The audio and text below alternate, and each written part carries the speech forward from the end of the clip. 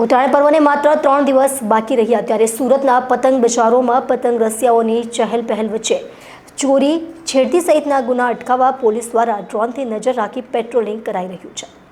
ઉત્તરાયણ પર્વને હવે ગણતરીના દિવસો જ બાકી રહ્યા છે ત્યારે સુરતી લાલાઓ પતંગ દોરાની ખરીદીમાં લાગી ગયા છે।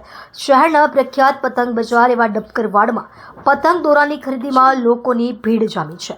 આગામી 11, 12 અને 13 તારીખે પતંગ દોરીની ખરીદી માટે ડબકરવાડમાં લોકોની ભીડ એ હદે વધશે કે પગ મૂકવાની પણ જગ્યા નહીં રહે।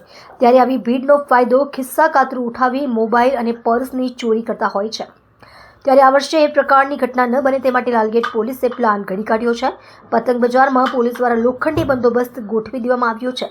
લાલગેટ પોલીસ સ્ટેશનના પીઆઈ એનએમ ચૌધરીએ જણાવ્યું હતું કે ઉત્તરાયણ પર્વને ગણતરીના દિવસો જ બાકી છે ત્યારે લાલગેટ પોલીસ સ્ટેશનના ડબકરવાડ વિસ્તારમાં ખૂબ જ ભીડ રહેતી હોય છે।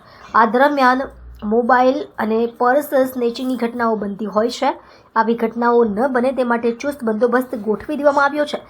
સાથે ડ્રોન કેમેરા દ્વારા નજર રખાશે અને બજારના બંને બાજુ બેરિકેડિંગ કરી પોલીસ બંદોબસ્ત ગોઠવેલ છે। આ સિવાય ધાબા પોઈન્ટ પણ રાખવામાં આવ્યા છે જ્યાંથી દૂરબીનથી શંકાસ્પદ મૂવમેન્ટ પર પણ નજર રાખી રહી છે।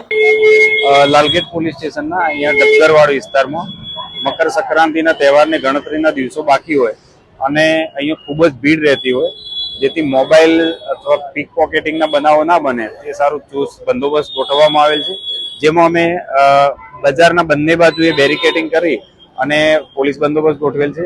આ સિવાય ધાબા પોઈન્ટ પણ રાખવામાં આવેલ છે જ્યાંથી દૂરબીનથી બાયનોક્યુલર રાખી અને જો કોઈ શંકાસ્પદ મુવમેન્ટ હોય તો એ વોકી ટોકી મારફતે અમને જાણ કરશે। આ સિવાય ડિસ્ટાફના ખાનગી કપડામાં અલગ અલગ વેશમાં અંદર પેટ્રોલિંગ કરશે અને કોઈ પણ શંકાસ્પદ વ્યક્તિ જણાશે તો પૂછપરછ કરી અને આગળની કાર્યવાહી કરવામાં આવશે।